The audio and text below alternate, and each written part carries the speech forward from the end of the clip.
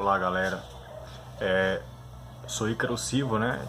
Então eu vou apresentar agora, falar um pouco a respeito do livro 7, né? Que é um livro que está contido na obra do Espírito das Leis, né? De Montesquieu, certo? Então esse livro aqui vai se tratar um pouco das leis suntuárias, né? Leis suntuárias, ele vai falar um pouco sobre a condição da mulher na questão de administrar um governo e também sobre o luxo, né? Que as leis suntuárias se relacionam ao luxo, né? Que é o que? Leis suntuárias é um tipo de lei que ela visa um certo controle, né? Relacionado aos costumes que se tem, aos gastos, né? Para as vestimentas, né? A comida, né?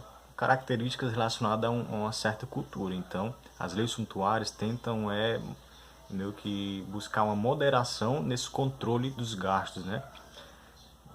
Em cada determinado governo. Então, Montesquieu vai escrever um capítulo a respeito das leis suntuárias da democracia, outro a respeito das leis suntuárias da aristocracia e monarquia, certo? Então, lembrando que este livro, né, é o penúltimo da primeira parte da obra inteira, né, e ele está dividido em 17 capítulos, porém eu vou mencionar 9 capítulos, né, e também relembrar alguns conceitos, né, sobre como ele fala muito sobre o princípio de cada governo, né, buscar o espírito da lei de cada governo. Então ele traz sempre essa questão do princípio de cada governo, né, porque na concepção dele é o princípio que faz aquele tipo de governo, né, vamos dizer, viver, né, subsistir, né. Então, a mola de cada governo é o que faz o governo subsistir, né? Então, a gente pode relembrar aqui que a mola da república, lembrando que a natureza, né? Lembrando também do conceito de natureza, como ele vai mencionar em outros livros, que é o que? A natureza de uma república é o que? Em que o poder soberano, ora se encontra nas mãos de todo o povo, que isso é a democracia, ora se encontra nas mãos de uma parte desse povo, que isso é a aristocracia, certo? Então aqui é a natureza do governo, também pode ser tido como a sua definição, né? E no governo, na natureza da monarquia, é quando um só governa por meio de leis estabelecidas, né? E o despotismo não. O despotismo é que um só governa, mas que não há lei alguma, certo? O que há tipo de governo que é regido apenas por vontades, né? E também lembrando a mola de cada governo, né? Que é também o seu princípio, né? Então, o princípio da democracia, o que faz subsistir uma democracia, né? É a virtude. Na aristocracia é a virtude, mas nem tanto quanto na democracia, certo? Na monarquia é a honra, né? E no despotismo é o terror. Então a gente pode relembrar um capítulo anterior que a educação, né, da democracia, ela visa cultivar, né, desenvolver essa virtude, assim como na aristocracia. A educação na monarquia é voltada para desenvolver essa honra, né, e a educação no despotismo é voltada para desenvolver o terror, né. Então aqui é um breve resumo de alguns capítulos anteriores, né. A gente está sempre relembrando para poder ter um entendimento de como era o princípio para Montesquieu de cada tipo de governo, certo? Pois bem, o primeiro capítulo, né, vai se tratar do luxo, né? Então, Montesquieu vai dizer que o luxo é sempre proporcional à desigualdade das riquezas, né? Então, pode-se dizer que quanto mais rico é um tipo de governo, mais desigual também ele é, né? Porque a riqueza ela não é para todos, né? Há sempre essa desigualdade, né? Então, se num estado, ele vai mencionar, se num estado as riquezas forem igualmente divididas, não haverá luxo, né? Então, para que as riquezas permaneçam divididas igualmente, é preciso que a lei se dê a cada um o necessário físico, né? Então, essa igualdade é quando uma determinada parte, né, medida vai para cada um, né? Ele vai mencionar aqui um cálculo, né, que é baseado muito na República de Platão, né? Então, ele vai dizer que se cada um tem uma parte igual, então, se todo mundo tem uma parte igual, né? Então aqui isso meio que zera, né? Ele vai dizer, ó, supondo o necessário físico igual a uma soma, né? Então, o luxo dos que tiverem o necessário, todos, quando tiverem necessário de forma igual, será a zero, né? Então, os que tiverem o dobro terá o luxo igual a 1, né? Os que tiverem um luxo, ele vai fazer uma progressão aritmética, ele vai mencionar aqui, né? Aí ele vai mencionar, conforme Platão, que há 4 tipos de censos aqui, certo? Então, o primeiro é que era exatamente o limite em que acabava a pobreza, né? Então, o primeiro censo é quando é exatamente o limite quando acabava a pobreza, isto é, quando divide para todo mundo a terra em partes iguais, tornando, né, uma igualdade a todos, né? Todo mundo tem o seu pedaço igual, então não há desigualdade, né? Então só há igualdade. Então o luxo aqui é igual a zero, quando há uma igualdade para todos, né? Então, se alguém tem um luxo maior, então isso meio que dobra, né? O luxo vai ser igual a 1. Aí se alguém tem o triplo de luxo, né, ele vai mencionar esse cálculo. Se alguém tem o quadruplo, né, de 1, então o luxo vai ser igual a 3. Então o cálculo ele vai fazer, né? Ele vai mencionar também que o luxo é também proporcional ao tamanho das cidades e sobretudo da capital, né? Então esta é a razão composta das riquezas do Estado, da desigualdade das riquezas, né, dos particulares, né, e dos homens reunidos em determinados lugares. Ele quer dizer mais ou menos o seguinte, né, que haverá um luxo proporcional ao tamanho de cada cidade, certo?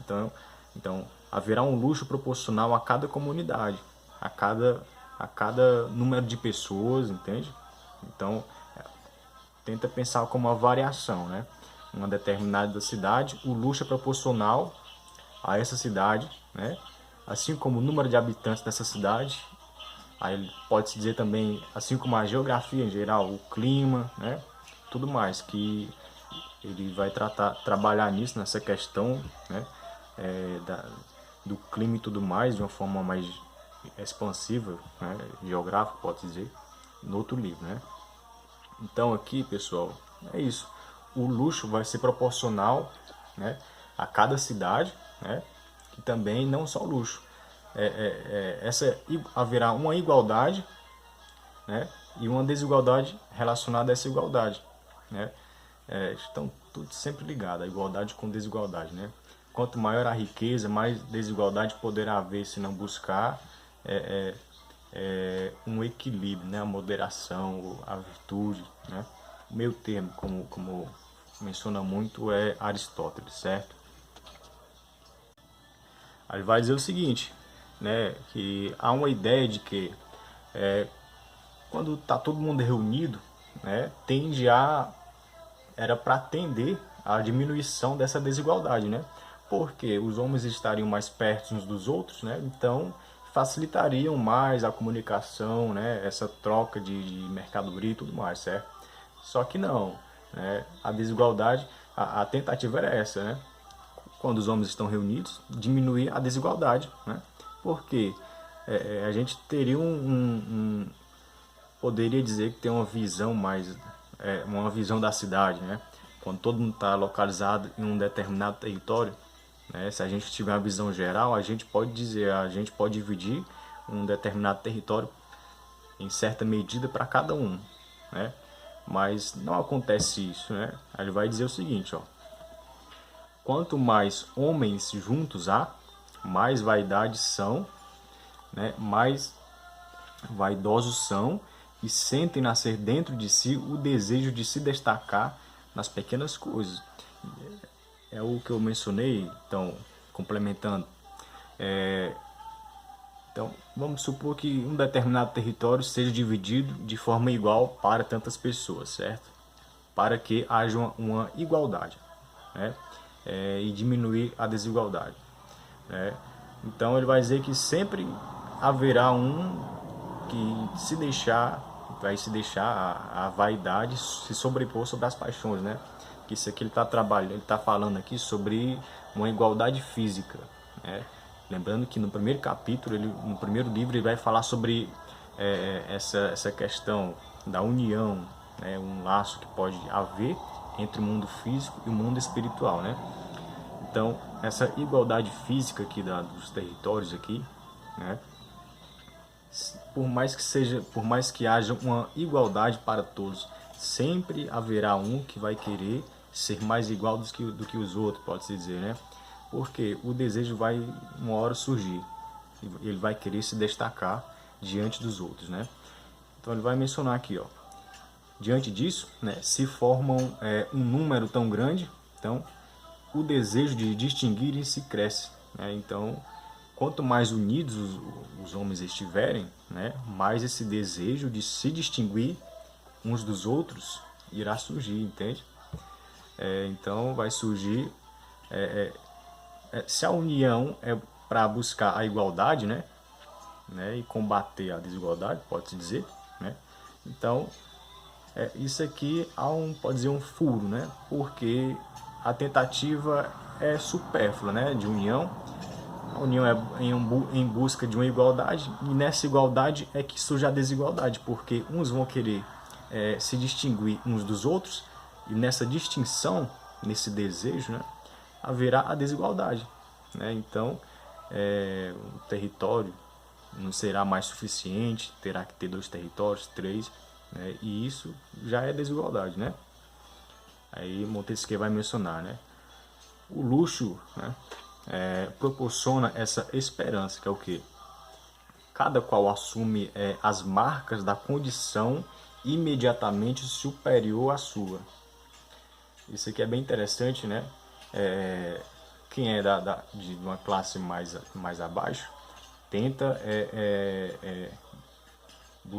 algumas características da classe superior, né, para tentar estreitar esse degrau, entende? Vamos lá, vamos supor que também pode-se dizer o exemplo, né, entre a pirataria, né, você pega um produto original que quem é de classe baixa não vai ter a condição de arcar com o valor, com o preço desse produto, né? Então surge o que? Um produto semelhante, né? Só que não de marca, né? Mas que pode ser usado do mesmo modo, entende? E a tentativa é o que? Estreitar essas linhas, né? Entre a classe que está mais acima e a que está mais embaixo. Então ele é o que ele menciona aqui, cada qual assume a condição. Então, quem está embaixo vai assumir as marcas da condição superior à sua, entende? Aí ele vai mencionar, continuando. Como todos querem ser olhados, ninguém olha ninguém. Isso aqui eu já até fiz uma edição e coloquei nas redes, né? Como todos querem serem olhados, ninguém olha ninguém. E isso aqui é uma verdade, né? Para finalizar aqui essa parte, né? Então, ele vai mencionar, pensaram alguns que reunindo tanta gente em uma capital, né, se diminuísse o comércio, entende? Porque os homens já não estariam a certa distância uns dos outros, que eu mencionei anteriormente agora.